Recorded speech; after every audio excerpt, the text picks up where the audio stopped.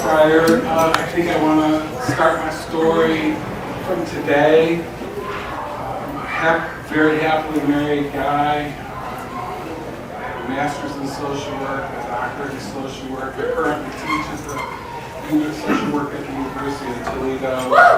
And so my passion today is helping students.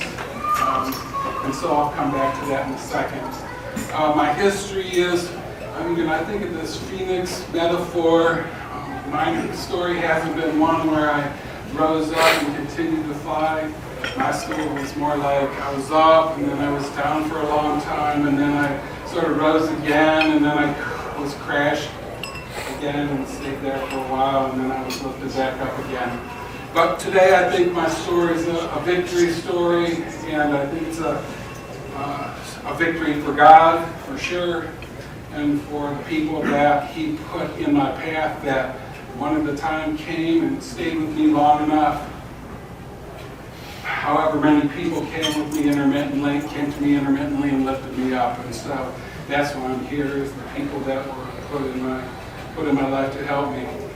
My first person that was really key was my mom, and I had the benefit of being raised by I don't know about a religious person, but a very godly person. So I had the benefit of having something installed in me initially in the early years that let me know that I could fly, that I was glorious, that I was beautiful. And so then when the bad stuff started happening, it took me down, but I think I still had that core, and that was sort of key.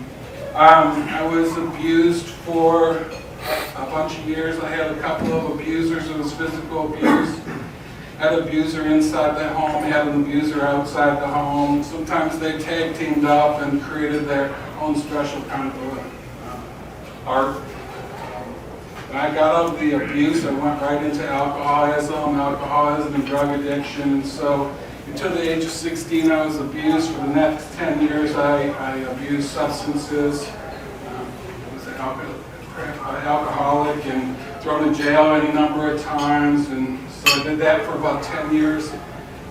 And then the state of Michigan cut me off and threw me in jail a couple times in a row and let me know that I had had my quota. So I was able to quit it at 16. I got there as quickly as possible. You want to as soon as you can, but so at the age of 26, I was able to quit, and up and through all that time, I think I was real. I know I had the God Spirit inside of me, but I was a very ungodly person. I was totally disconnected, and so that's what a lot of my experiences has sort of helped me understand, is that there's a lot of people that are would-be phoenixes that just need that one person to come into their life and stay with them long enough so that they can get the dust off their wings and create that hope and blow a little bit of air into the wings. And so that's what my story is about, is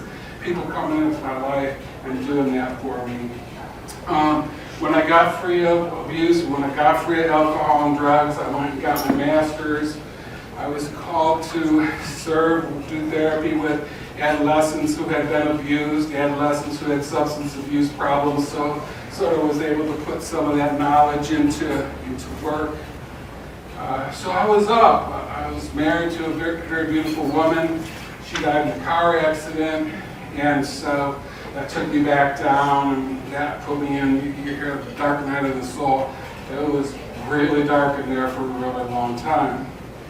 And other people came into my life, and God came back. I was sort of godless again, but God came back into my life, and other people came back into my life. And so my recovery, my re-recovery, involved going back to school and getting my doctorate.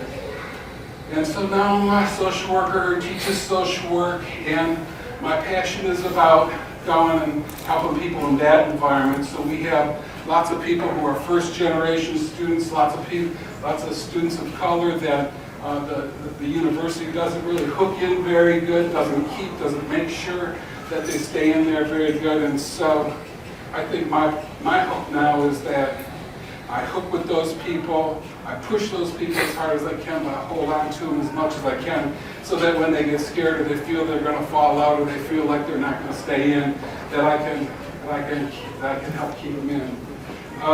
There was one really important person in my life that was my dissertation chair, and when I didn't think I was going to make it through my dissertation, she said, "Mike, do you know who makes it through?"